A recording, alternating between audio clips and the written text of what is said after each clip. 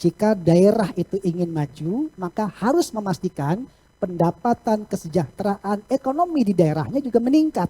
Karena hari ini banyak sekali warga yang berupaya untuk mensejahterakan perekonomian dirinya.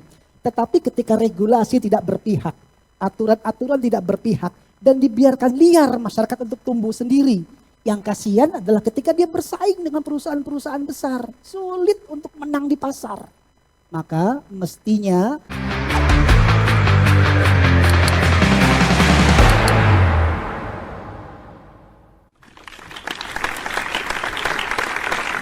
Assalamualaikum, selamat malam sahabat semua. Senang sekali saya Taufik Rahman bisa menemani pada malam hari ini.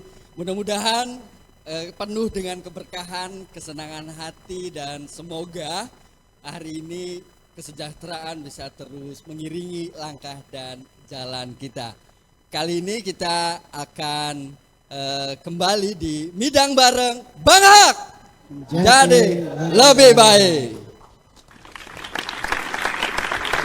Sahabat yang istimewa, kita akan bahas satu tema, tapi sebelum itu kita sapa dulu karena tamu Midang Bareng pada malam hari ini sangat istimewa. Dari Badan Eksekutif Mahasiswa Universitas Wiralodra Indramayu. Kali ini kita akan ajak Anda semua untuk berbincang-bincang soal atau hal yang sangat krusial, yaitu tentang ekonomi. Bagaimana ke depan dengan situasi ekonomi nasional yang hari ini sedang mengkhawatirkan, rupiah sangat lemah dan kenaikan harga semakin tidak terkendali. Kita harus bertindak, kita harus berperan, dan pemerintah juga bagaimana ke depan harus berkontribusi mengawal agar ekonomi di daerahnya menjadi jauh lebih baik. Dengan tema upaya kita, derita kita. Seperti apa? Kejelasannya kita undang saja motivator sekaligus tuan rumah dari Midang Bareng, Bang Hak. Terima kasih. Silakan duduk kembali. Assalamualaikum warahmatullahi wabarakatuh. Pada kesempatan malam hari ini, yuk kita belajar bagaimana menyikapi kondisi di desa kita, di daerah kita, di negara kita dengan sikap-sikap yang baik supaya nanti kita bisa bertindak dengan baik pula. Dan kesempatan malam hari ini yuk sama-sama kita belajar Mas Taufik dari negara tetangga kita nih, Singapura. Oke. Di Singapura itu sahabatku bahwa kita sama-sama tahu luas lahan pertanian di sana hanya 2 km persegi. Luas lahan pertaniannya hanya 2 km persegi. Tapi tahu tidak bahwa harga beras Singapura jauh lebih murah dibanding Indonesia? Oke. Itu menunjukkan bahwa tata kelola yang baik. Sehingga setiap daerah ketika memahami potensi wilayahnya dan dia bertindak sesuai dengan potensi itu, maka tata kelolanya menjadi lebih baik. Singapura itu sudah mengklaim bahwa dirinya sebagai negara perdagangan. Sehingga dia memanfaatkan posisi wilayahnya sebagai lalu lintas perdagangan di Asia, bila perlu bahkan dunia. Hingga kondisi itu menjadikan tata kelola wilayah dan negaranya betul-betul menjadikan Singapura menjadi negara yang punya penghasilan baik, bahkan kesejahteraan rakyatnya juga jauh lebih baik dibanding dengan Indonesia. Ini menunjukkan bahwa kita membutuhkan adanya link relasi yang baik antara pemerintah dengan masyarakat. Kalau ini akan menjadi kewajiban pemerintah saja tanpa ada proaktif dari masyarakat, tentunya juga tidak akan terjadi kerjasama yang lebih baik. Dua sisi ini antara pemerintah dengan masyarakat harus menjadi kolaborasi yang sempurna. Hingga nanti tingkat upaya masyarakat untuk mensejahterakan dirinya, ada metode-metode yang juga kehadiran pemerintah dan negara menjadikan mudahnya masyarakat untuk meningkatkan kesejahteraannya. Itu dia. Istimewa sekali Bang Hak. Bang, ini ada pertanyaan yang sering muncul di permukaan nih Bang, bahwa ketika ingin sejahtera ekonominya di daerah, apa dulu sih langkah awalnya Bang yang harus kita tempuh agar kita nih masyarakat nggak gini-gini aja gitu ekonominya? Dipersilahkan untuk dijawab Bang. Baik, yuk kembali kita belajar dari negara tetangga kita, Jepang sekarang. Ya. Di tahun 1945 Jepang itu Hiroshima dan Nagasakinya di bom, hancur berantakan. Semua sendi-sendi perekonomiannya tidak lagi tumbuh. Tetapi coba lihat, lalu apa yang dilakukan? Yang pertama dilakukan oleh Jepang adalah meningkatkan sumber daya manusianya. Jadi Indonesia pada saat itu dengan kekayaan alam yang berlimpah, potensi sumber daya alam yang tak terbatas di Indonesia. Seluruh penjuru dunia datang ke Indonesia hanya ingin menikmati hasil buminya. Kemudian Jepang pada tahun yang sama, tahun 1945, dia tidak punya kekayaan, bahkan sumber daya mineralnya itu sangat minimal di Jepang. Tetapi kemudian Jepang hadir untuk punya komitmen di dalam membangun sumber daya manusia. Dan dia melakukan satu teori, namanya teori isolasi. Di mana semua penduduk Jepang itu tidak akan menerima produk dari luar. Dan satu-satunya dia harus bisa mandiri. Gitu. Nah, untuk menjadikan negara yang mandiri, jika sumber daya manusianya tidak baik, mustahil bisa dilakukan. Itu juga makanya apa yang harus dilakukan pertama kali? Peningkatan sumber daya manusia. Sehingga dia bisa punya kreativitas. Kalau sudah punya kemampuan kreativitas, maka akan bergerak untuk menciptakan sesuatu. Maka tidak heran kalau hari ini banyak sekali produk-produk dari Jepang yang datang ke Indonesia, bahkan seluruh penjuru dunia. Karena tingkat kreativitasnya lebih tinggi. Lihat ya. Jadi yang pertama kali dilakukan adalah bagaimana kita membangun sumber daya manusia menjadi orang-orang yang lebih kreatif. Dan mungkin, nah yang kedua nih Mas Taufik, pengelolaan di sumber daya alam. Kita punya kemampuan yang besar sekali. Tetapi mungkin antara kebijakan pemerintah dengan masyarakat yang tidak ada keberpihakan, sehingga sumber daya alam di Indonesia lebih banyak dikuasai oleh swasta. Padahal kepemilikan sumber daya alam adalah milik negara. Sudah jelas kan bahwa tanah, bumi, dan apapun yang terkandung di dalamnya termasuk air dan apapun itu hasil buminya itu dikuasai oleh negara dan dipergunakan sebesar-besarnya untuk kepentingan masyarakat dan rakyat. Tetapi ketika sumber daya alam itu dikelola oleh swasta, maka kepemilikan yang menjadi milik negara dan dikuasai negara itu berpindah menjadi milik pribadi gitu. Sehingga kemampuan pengelolaan sumber daya alam lebih diserahkan kepada swasta. Sehingga yuk pada kesempatan malam hari ini kita juga mengevaluasi diri. Di lingkungan kita, tanah kita banyak yang nggak kita garap ya. Dan semua potensi-potensi di tempat kita banyak sekali. Tetapi kita tidak punya kreativitas yang tinggi. Maka yuk bagaimana caranya supaya masyarakat dan pemerintah bekerja sama. Sehingga ketika kreativitas ada, maka menjadi peluang yang lebih baik untuk memajukan ekonomi di daerahnya. Itu dia. Istimewa sekali Bang Hak. Kita dapat poin nih di segmen pertama bahwa ketika kita ingin maju ekonominya maka harus fokus di sumber daya manusianya dan kemudian kreativitasnya ditingkatkan dan selanjutnya adalah bagaimana sumber daya alamnya, potensinya bisa dikembangkan dengan sangat maksimal gitu Bang ya. Kita iklan dulu sejenak, jangan kemana-mana, tetap di Mireng, Midang bareng Bang Hak menjadi lebih baik.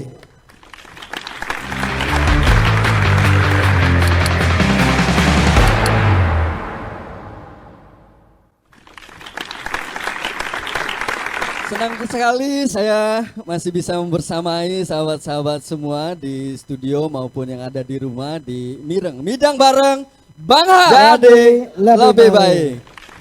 Di segmen yang kedua ini kita akan perdalam pembahasannya dengan kita memberikan kesempatan kepada audiens atau tamunya Bang Hak yang Midang bareng pada malam hari ini. Dipersilahkan? Ada? Oke, silahkan.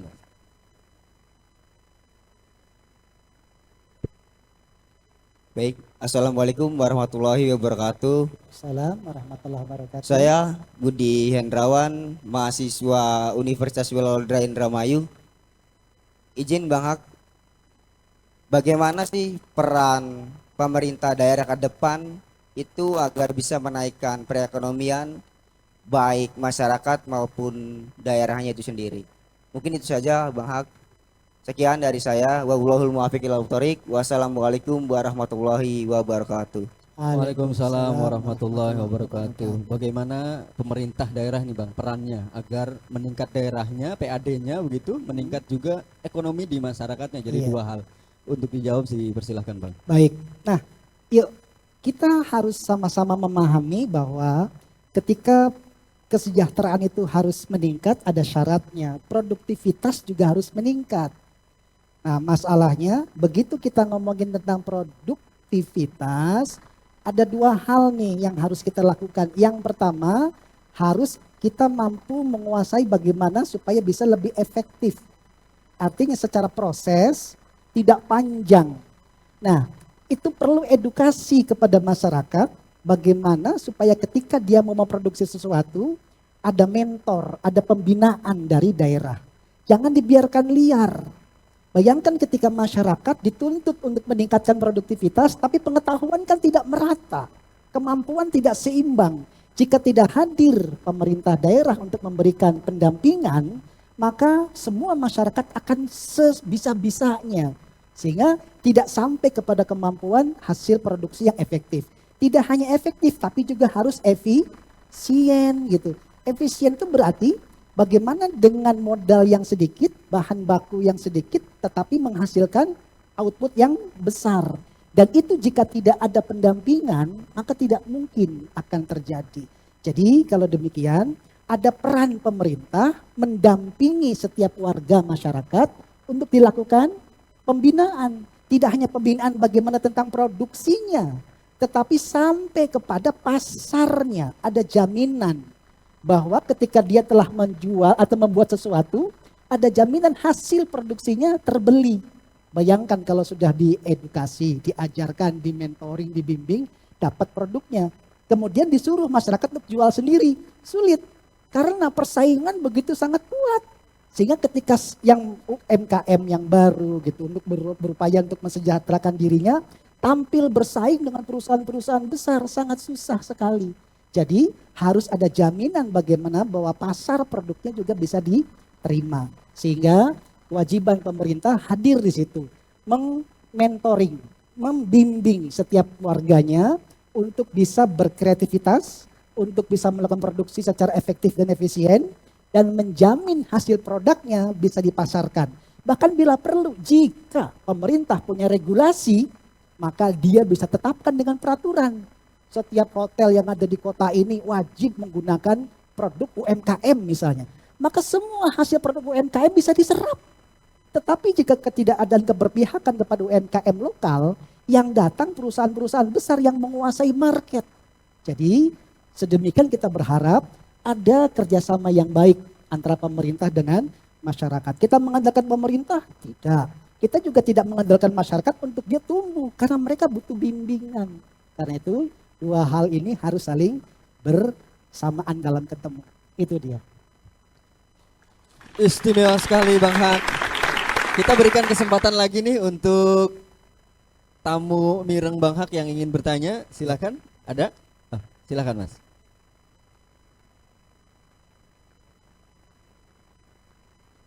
Assalamualaikum warahmatullahi wabarakatuh. Waalaikumsalam warahmatullahi wabarakatuh. Perkenalkan, nama saya Ahmad Fikri, saya mahasiswa dari Universitas Wiralodra Indramayu. Izin bertanya Bang Hak, Ya.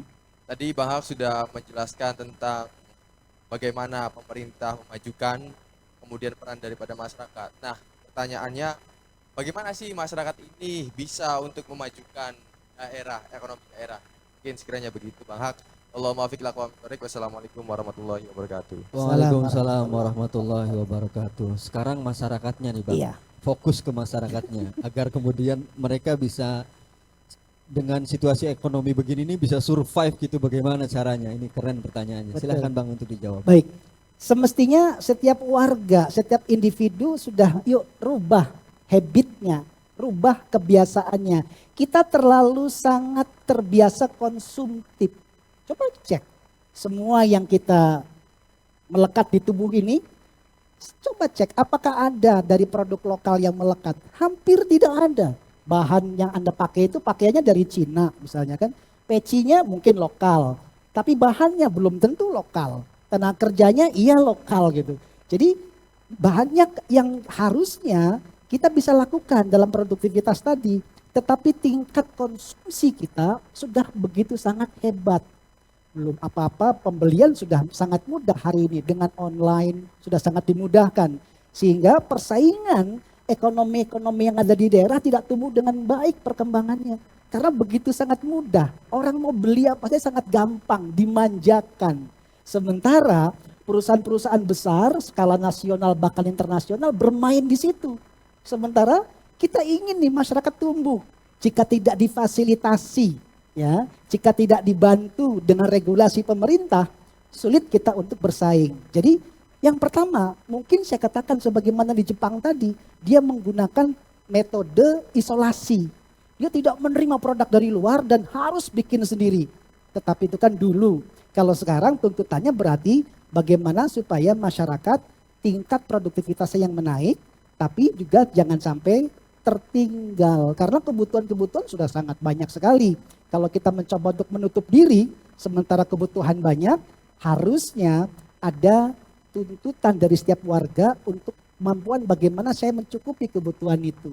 Jadi warganya yang harus berhenti untuk meningkatkan konsumsinya, lalu beralih kepada kemampuan produksi. Apa saja? Coba cek di kamar mandi misalnya, semua produk yang dimiliki di kamar mandi itu hampir semuanya produk-produk perusahaan-perusahaan hebat. Ada nggak produk lokal di situ?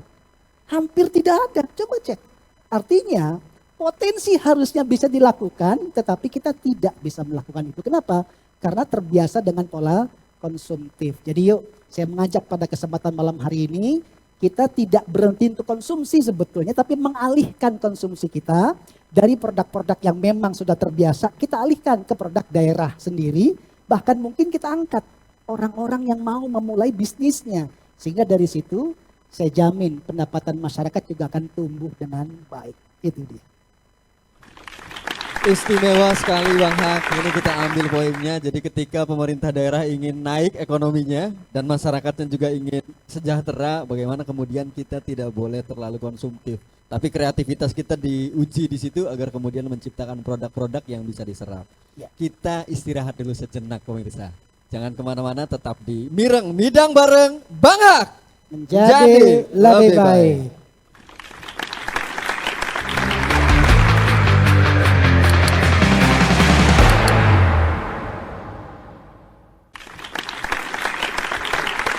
Terima kasih sekali pemirsa masih membersamai kami di Midang bareng Bang Hak menjadi lebih baik. Bang, di segmen ketiga ini kita masih perdalam lagi nih Bang, dan berikan kesempatan ke audiens dan tamu Midang bareng Bang Hak pada malam hari ini. Dipersilahkan, ada? Bismillahirrahmanirrahim. Assalamualaikum warahmatullahi wabarakatuh. Waalaikumsalam warahmatullahi wabarakatuh. Sebelumnya perkenalkan, nama saya Muhammad Prayogi dari Universitas Wiralada Indramayu. Mohon izin Bang Hak, ingin menanyakan potensi apa yang perspektif guna untuk meningkatkan ekonomi daerah. Terima kasih. Wassalamualaikum warahmatullahi wabarakatuh. Waalaikumsalam warahmatullahi Bang, wabarakatuh. potensi daerah yang paling prospektif itu apa ya Bang? Mohon dijawab Bang. Baik. Disilakan. Kita coba lihat bahwa setiap daerah punya hasil produksi yang khas, yang unik dalam setiap daerahnya. Contoh misalnya Cirebon. Cirebon ada kekhasan yaitu misalnya batik. Nah, hari ini pengusaha-pengusaha batik hanya dikuasai oleh orang-orang yang sudah settle, sudah kuat di situ. Nah, jika ingin tumbuh dengan cara-cara yang baik, katakan ada regulasi dari pemerintah bahwa baju batik ASN, anak-anak sekolah, semua wajib beli dari batik lokal misalnya. Saya menjamin tuh perusahaan-perusahaan besar apapun juga akan sulit untuk memenuhi itu. Maka akan tumbuh pembatik-pembatik baru, pengusaha-pengusaha baru, dengan bila perlu dihadirkan pemodalannya dari pihak perbankannya. Dengan cara yang seperti itu kemudian kebijakan pemerintah menumbuhkan perekonomian masyarakatnya. Jadi jangan sampai kemudian bahwa di satu daerah itu ada potensi produksi. Sudah jelas tuh ada potensi produknya.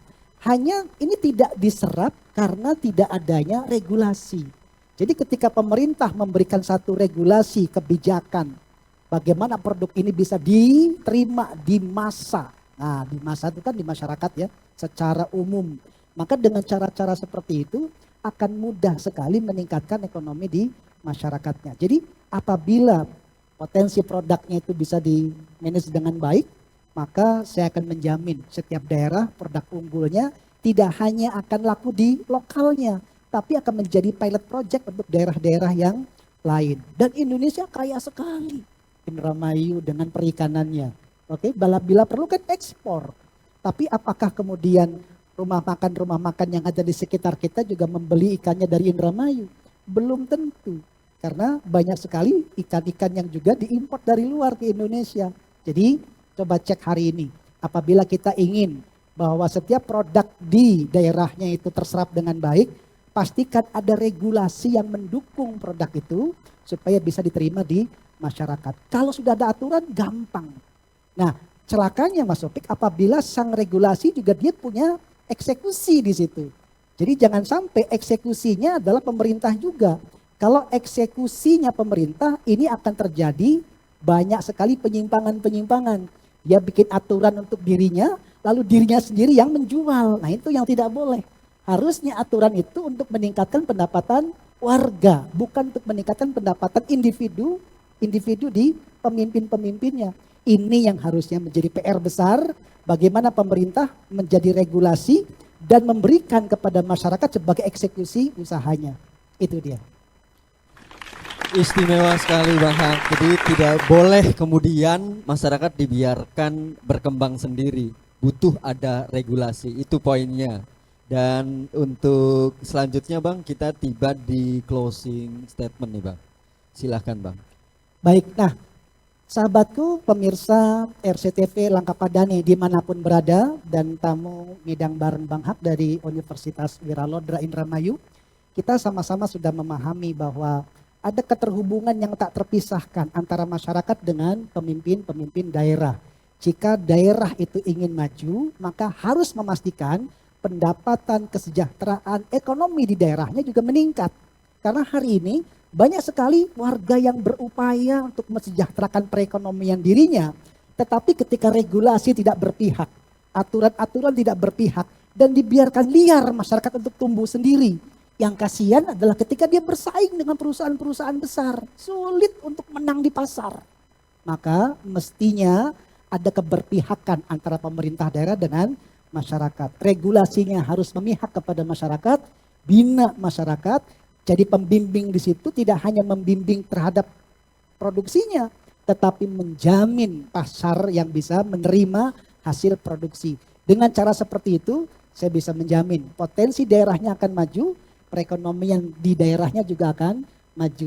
Dengan demikian maka ekonomi di daerah tidak begitu-begitu saja. Ada pertumbuhan yang signifikan karena setiap individu, warganya, rumah di dalamnya ingin mesejahterakan dirinya dengan cara-cara yang tepat dan ada kebijakan-kebijakan yang dibantu oleh pemerintah yang menjadikan perekonomian warga tumbuh dengan baik.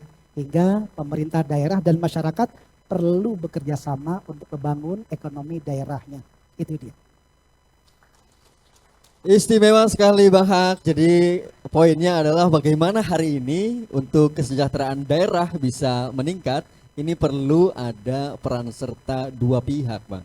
Tidak perlu satu pihak saja dari pemerintah saja. Bagaimana kita menggugat hanya pemerintah saja tapi masyarakatnya masih tetap konsumtif, tidak produktif. Maka ke depan kita mari sama-sama untuk bisa memproduktivitaskan keseharian kita. Tidak terasa Bang, 30 menit sudah kita lewati. Saya menemani masyarakat atau pemirsa dan kami ucapkan terima kasih Bang Hak atas inspirasinya yang sebesar-besarnya dan kami juga terima kasih kepada sponsor utama PT SBCR Surabraja yang sudah mensponsori kegiatan ini. Yang ketiga, saya terima kasih banget nih sahabat-sahabat mahasiswa dari Universitas Wiralodra Indramayu jauh-jauh datang ke tempat ini. Kita akan kembali di hari yang sama dan di jam yang sama.